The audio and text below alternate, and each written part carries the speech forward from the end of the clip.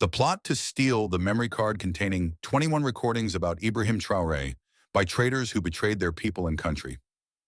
The sky over Ouagadougou was as black as ink. The dim streetlights were not enough to pierce the darkness blanketing the capital. But inside the presidential palace, the fluorescent lights blazed relentlessly. Tonight, they burned even brighter than usual, as if signaling an approaching storm beneath the surface. President Ibrahim Traoré, dubbed by international media as the Torch of Modern Africa, stood before an electronic strategy map mounted on the wall. Arms crossed. His face showed no emotion, but his eyes were like two cold blades, stabbing into the screen. On it was the image of a small wooden statue taken inside the French embassy. Digital scans revealed a micro-memory card cleverly concealed within a hollowed-out section of the wood. A covert agent from Burkina Faso, disguised as a janitor, had stolen the card during a mysterious blackout that lasted exactly 17 minutes. And according to the director of intelligence, those 17 minutes could topple at least 3 governments. An emergency meeting was called immediately. Present in the room were key figures responsible for the nation's political and security lifelines. Minister of Justice, Aminata Diallo, sharp, composed, once a prosecutor at The Hague. National Intelligence Director, Colonel Karim Ouedraogo, a quiet man renowned for his ability to read and break down prisoners with a single gaze. Chief of Armed Forces, General Serafin Bako, fiercely loyal but hot-tempered, known for slamming his fist during a UN conference. Minister of Communication, Moussa Kone, a man who knows how to use words like political weapons, formerly a BBC journalist who returned to serve his homeland. When everyone had assembled, Traoré finally spoke, his voice low and steady. "We have 21 recordings. Each one is a blade, but not aimed at me. They are aimed at the soul of Africa. If they leak, there will be blood. If they're buried, there will be betrayal. Now tell me, what exactly are we facing?" Director Karim stood, placed a portable projector on the table, and inserted the memory card. The large screen lit up. A recording began to play. The first voice was unmistakably French. "Le projet Anval doit être opérationnel d'ici juin. Le président Traoré sera isolé diplomatiquement. Les chefs de bataillon déjà contactés. Le reste tombera comme des dominos. Operation Anval must be operational by June. President Traoré will be diplomatically isolated. The battalion commanders have already been contacted. The rest will fall like dominoes."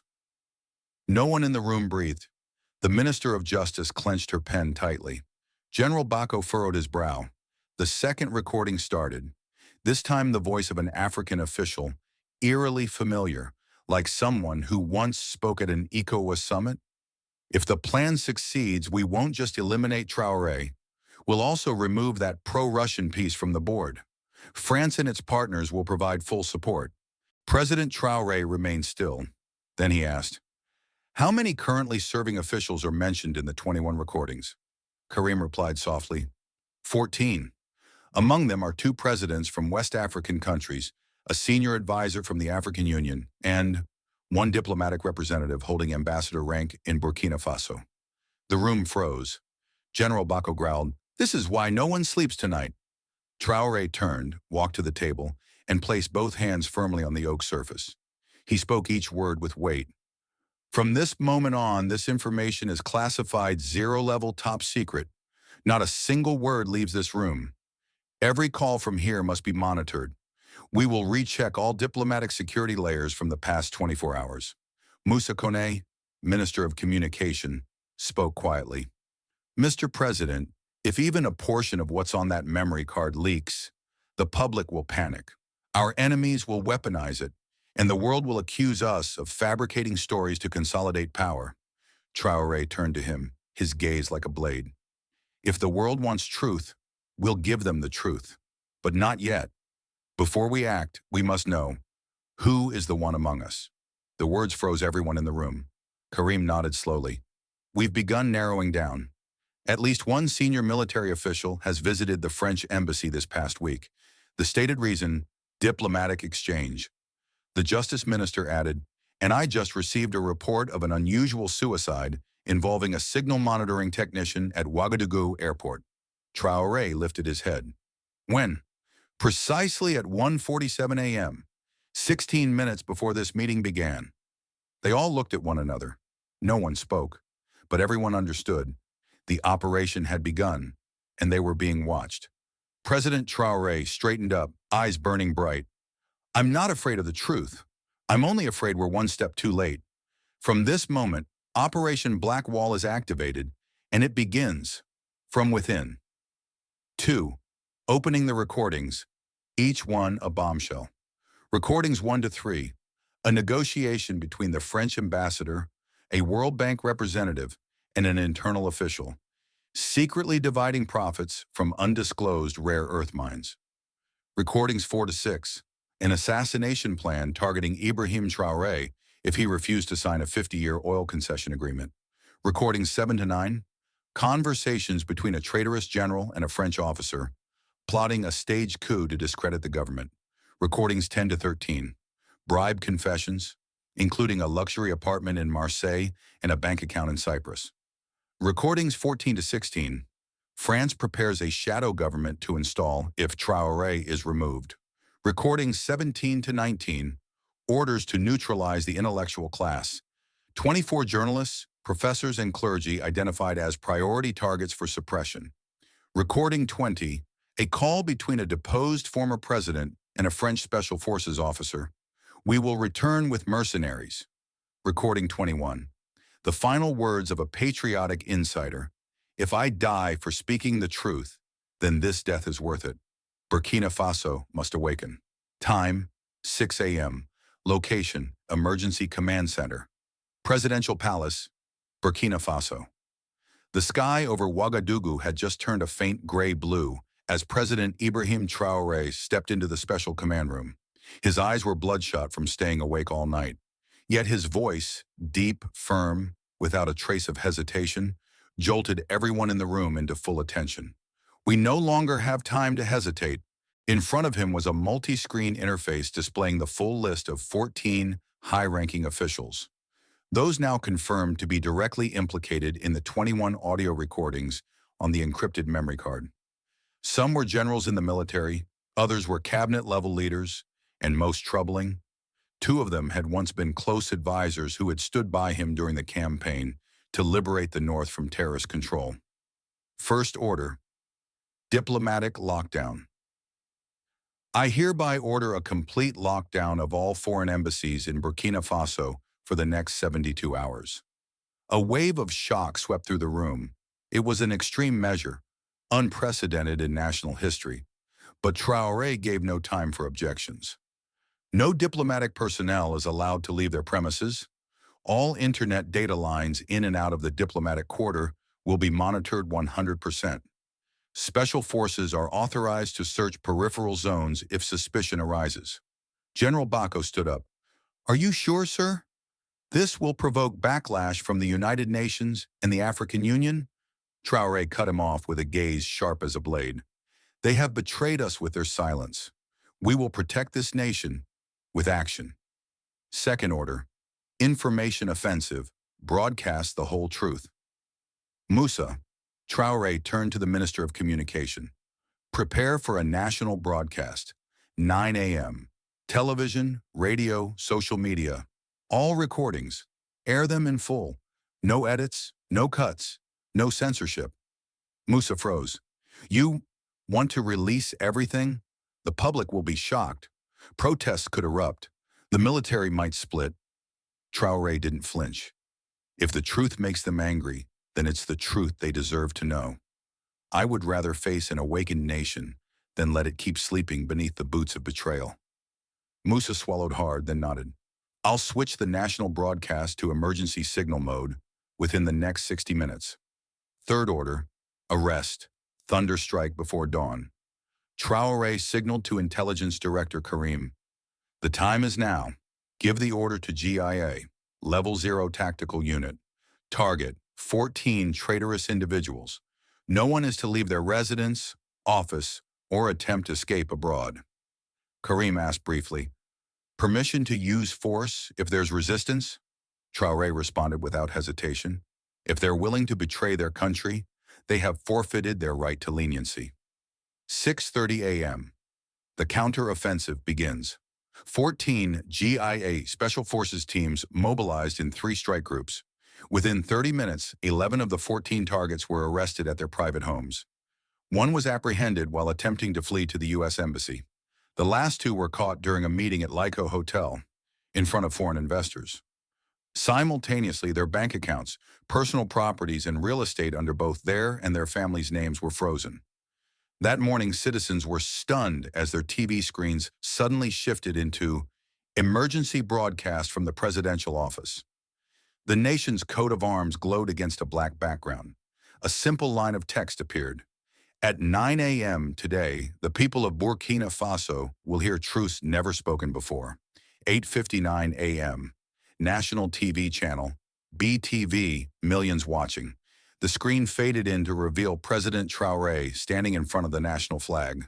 No teleprompter, no rehearsal, just him and his truth. I cannot defend this country with silence, so I will let you, the people of Burkina Faso, hear what I have heard and know what I now know.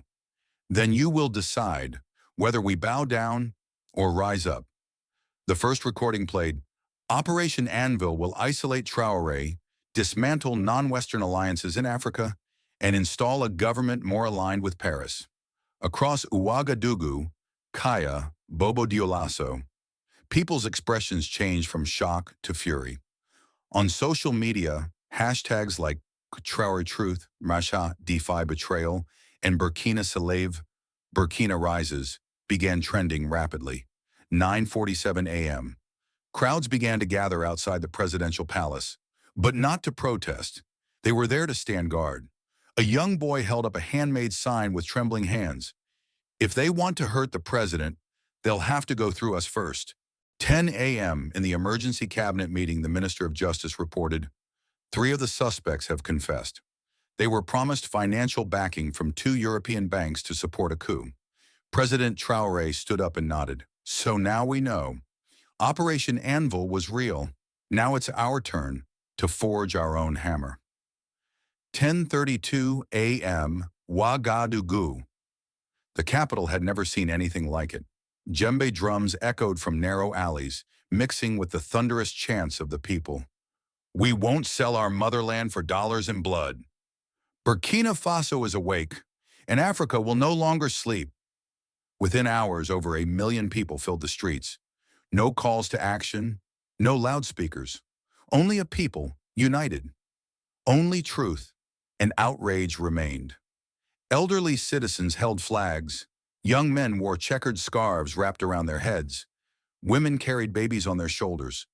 All became a single powerful stream of people. From the balconies, hand-painted banners appeared in French, Moray, and Foufould. We are no longer afraid. Now is the time to rise. 11:15 a.m. BTV National Television. A young reporter choked back tears while broadcasting live. I never thought I'd live to witness this day. A nation doesn't collapse when betrayed from within. It rises even stronger. 11:30 a.m. Neighboring nations begin to react. In Bamako, Mali, a group of parliamentarians held an emergency press conference, demanding a full audit of all uranium and gold mining contracts signed with Western companies since 2005. In Niamey, Niger, thousands gathered in front of the Ministry of Energy, chanting, If Traoré dares to shine the light of truth, we cannot continue living in the dark. In Kinshasa, Congo, the interim president ordered the cancellation of 8 cobalt mining contracts and summoned all ambassadors from G7 nations to renegotiate on equal terms. The hashtag number 21 recordings instantly became the #1 trend on African Twitter, spreading rapidly to diaspora communities in Paris, Brussels, and New York. A 14-second audio clip from the recordings went viral. Traoré is the last obstacle. Remove him, and Africa will be back in our hands. It was shared over 4 million times in just 3 hours. 12 p.m., a TV station in Senegal reports Ibrahim Traoré didn't just expose a conspiracy, he has triggered a continental chain reaction of truth. 2 p.m., Paris, French Ministry of Foreign Affairs. Immediately after Burkina Faso broadcast all 21 top-secret recordings, the French government convened an emergency meeting in less than 60 minutes. The French Foreign Ministry spokesperson appeared on national TV with a stern announcement. The actions taken by the government of Burkina Faso are a blatant violation of diplomatic immunity and a breach of fundamental international relations. We demand the immediate return of all seized assets and full safety guarantees for all diplomatic staff. Inside the Élysée Palace, the French president was reported to have slammed the table upon hearing the part of the recording that mentioned Operation Anvil and the infiltration of informants. A plot laid bare, and all of Africa was watching. 3:30 p.m., United Nations Headquarters, New York. A special session of the Security Council was convened. The atmosphere was tight as a drum. The French delegate called for a formal condemnation of Burkina Faso's diplomatic violations and demanded financial sanctions. Immediately, the Russian ambassador responded, voice calm but firm. We do not support interference in the internal affairs of sovereign nations. What Burkina Faso has done is a legitimate act of self-defense against a coordinated coup and resource plundering. The Chinese representative followed. Burkina Faso's disclosures are not a diplomatic attack. They are an act of transparency, something the United Nations has always championed. The Indian delegate, representing a country expanding its influence in Africa, declared, "No one has the right to judge a nation for defending its resource and political sovereignty. We stand with Burkina Faso." The heated debate lasted over 3 hours with no consensus reached. Several African nations walked out of the session, declaring, "Africa must be heard, not dictated to." 4 p.m., Brussels. The European Commission held a closed-door meeting. A leaked internal comment from one official. If the 21 recordings movement continues to spread, the entire framework for controlling strategic resources in the sub-Saharan region will collapse. 1 year after the 21 recordings incident, Ouagadougou. The soft morning sunlight streamed through the emerald-tinted glass dome of the National Rebirth Museum, a newly inaugurated monument located at Liberty Square, once the center of historic marches. Inside the museum, in a solemn, quiet space, is a special room, the Room of 21 Memories. There, inside a bulletproof glass display, lies the tiny micro-memory card that had once been hidden inside a wooden statue at the French embassy. Behind the glass, a digital screen plays the raw, unedited audio recordings in multiple languages: French, Moore, Fulfulde, and English. No commentary, no music, only truth, intact and silent. A little girl around 6 years old wearing a white dress held her mother's hand. Her wide eyes stared at the screen. She whispered, "Mom, do they still steal our gold?" Her mother, petite with bright, determined eyes, leaned down and replied. She smiled, not sadly, not angrily, but with quiet conviction. "Not anymore, my dear, because now we know, and we will not be silent again." Outside the museum, lines of school children and university students waited for tours. On the outer wall, engraved in real gold, were the words, "Memory is the weapon of the free. Ibrahim Traoré." At the far end of the exhibit stood the People's Hallway, showcasing portraits of hundreds of citizens who had helped stop the betrayal, from farmers who reported suspicious activity to amateur hackers who tracked leaked data streams. At Liberty Square, in the exact spot where Traoré once delivered his address on the morning the recordings were broadcast, now stands a 6-meter-tall bronze statue. It is not a sculpture of Traoré. Instead, it depicts a raised hand holding a tiny memory card, a symbol of awakening from within, powered by intellect and courage. Some battles need no guns, only truth. Some leaders need not shout, only never retreat. And there are moments when a nation rises, not for revenge, but to step out of the shadows of forgetfulness. It was not the recordings that saved this country, but the courage of a people brave enough to listen. Burkina Faso stepped into a new era: financial sovereignty, political transparency, and a resurrected patriotic spirit. And Ibrahim Traoré, the man who not only opened the recordings, but opened the door to a truly free future.